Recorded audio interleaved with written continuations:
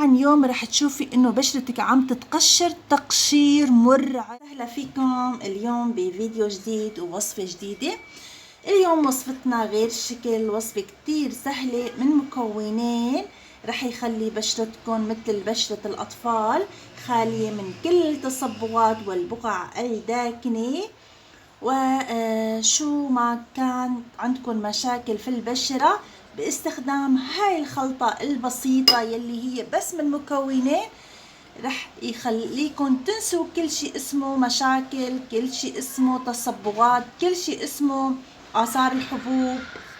يعني شو ما كانت عندكم مشاكل في بشرتكم بإذن الله رح نتخلص منها ونعالجها للأبد. أنا بعتبر هاي الخلطة هي بديل إكراتين وديفرين، قوية جدا جدا جدا بمفعولها ومن مكونين مثل ما حكينا. فأي بنت ملت من تصبغات وبتحب تحصل على بشرة صافية موحدة اللون بنصحها انه تتابع هذا الفيديو للنهاية، ويا ريت تشاركوا هذا الفيديو بين رفقاتكم اصدقائكم لحتى يستفيدوا ولحتى انه يعني ننال ثواب، لانه عن جد وصفة كتير كتير سهلة. وطبعا اذا كنتوا اول مرة بتشوفوا قناتي يا ريت تشتركوا فيها وتضغطوا لايك للفيديو. يعني انا بشوف انه مشاهداتي كتير عالية لكن اللايكات كتير كتير منخفضة، ما بعرف ليش عم تستكتروا علي هذا اللايك يلي ما رح يخسركم شي، وانا نفسيا رح احس بالحماس اكتر، ورح يخليني يعني اكون يعني اقدم بدون ما اشعر بملل او تعب. فيا ريت تضغطوا لايك حتى نستمر، حتى اتشجع. فخلونا نتعرف على هاي المكونات يلي انا خلطتها لحتى حضرت هاي الخلطة السحرية المعجزة. ومثل ما حكيت انه من مكونين. اول مكون هو القرفة. القرفة كتير إلها فوائد لإزالة التصبغات، ويعني هو بيعمل على تقشير الطبقة السطحية للبشرة.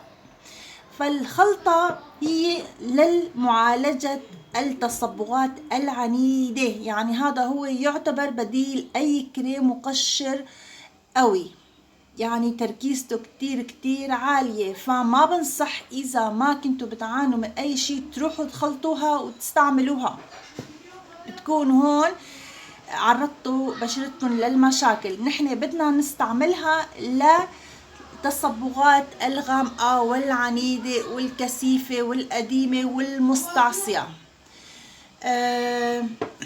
وطبعا إذا كان أعماركم تحت 20 ما بنصحكم فيها، ولا بنصحها للحوامل وللمرضعات، وما بنصحها إذا كانت في حبوب في البشرة، وما بنصحها إذا كانت بشرتكم جافة أو حساسة أو اعملوا تجربة. فبدنا ناخد معلقة كبيرة من قرفة، والقرفة رح احط صورتها، هي خشنة وهي ناعمة، يمكن بعض اشخاص ما يعرفوا شو هي قرفة. اخذنا معلقة من القرفة رح نضيف فوقها معلقة من العسل، واهم شي انه يكون الاصلي. معلقة من قرفة ومعلقة من عسل، يعني مقادير متعادلة رح نخلطهم. بعد ما خلطناها رح نحصل على هذا المزيج. كيف بدنا نستعملها؟ مثل ما حكينا بدنا نحطها على المنطقة يلي بدنا نقشرها، ما نتقرب من عند العين، ما نتقرب من عند الانف ولا عند الفم، وما فينا نستعملها لتفتيح عند الفم حواليها ولا لإزالة هالات السوداء، فقط للخدود للجبين وللذقن. وكمان فينا نستعملها للجسم، أي منطقة تحتاج التقشير فينا نستعمل هاي الخلطة لتقشيرها. طيب بعد ما حضرناها وبدنا عرفنا شروطها كيف بدنا نستعملها والمدة يلي بدنا نخليها على المنطقة، بعد ما غسلنا الجسم ونشفناها بدنا ناخد كمية كتير صغيرة بالفرشاية أو بأصابعنا ونحطها على الخدود أو على الجسم وبدنا نخليها شي 20 دقيقة. يمكن بالبداية تحسوا بحكة، ما تخافوا، طبيعي جدا. إذا لقيتوا إنه ما بتتحملوا وبتحسوا إنه يعني رح تهرشوها هون، تخلصوا منها. يمكن عملت لكم حساسية، يعني الأجسام والبشرات تختلف عن بعضها. المهم بالأحوال العادية بدنا نخليها شي 10 دقايق ل 15 دقيقة. بعدين بدنا نشيلها بالقطعة الكلينكس أو فوطة نظيفة، وفورا بدنا نستعمل أي كريم مرطب عندنا نحن بنستعمله، شو ما كان الماركة ما بيأثر، أو طبي.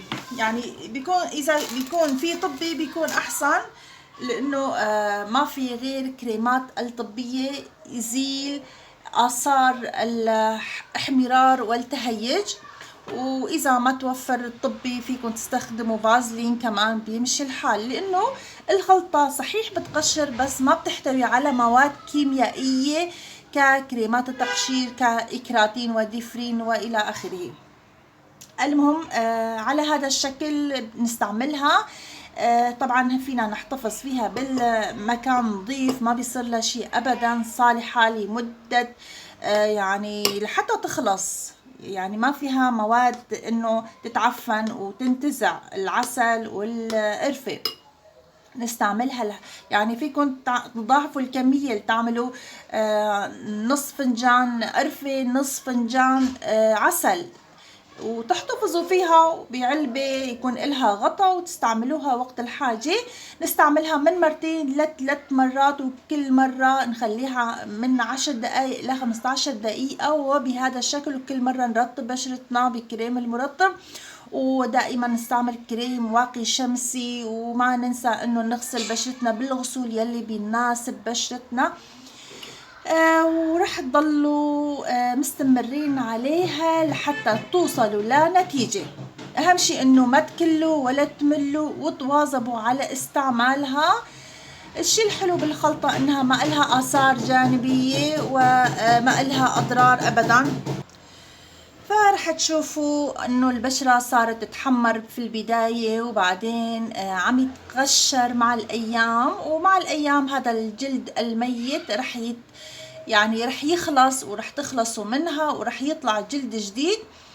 ودائما لحتى نحافظ على النتيجة نستعمل كريم واقي الشمس صيفا وشتاء، وكريم المرطب، ونستعمل غسول 2 في اليوم. بتمنى انه تجربوا هاي الخلطة، ان كانت للبشرة ولا للجسم رح تستفيدوا كتير منها. ولهون وصلت للنهاية. إن شاء الله وصفاتي تنال إعجابكم حتى نقوم بتحضير وصفة جديدة. بترككم برعاية الله. شكرا كتير لكم، ولا تنسونا من لايكاتكم الحلوة.